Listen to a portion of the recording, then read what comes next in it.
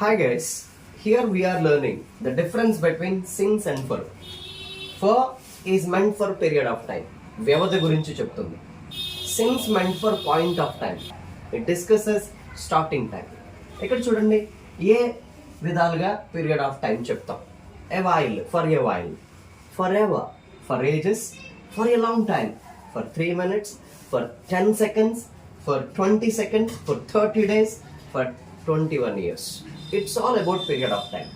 Point of time. It's nothing but starting time. ఏ టైంలో ఒక work start అయ్యింది అనేది.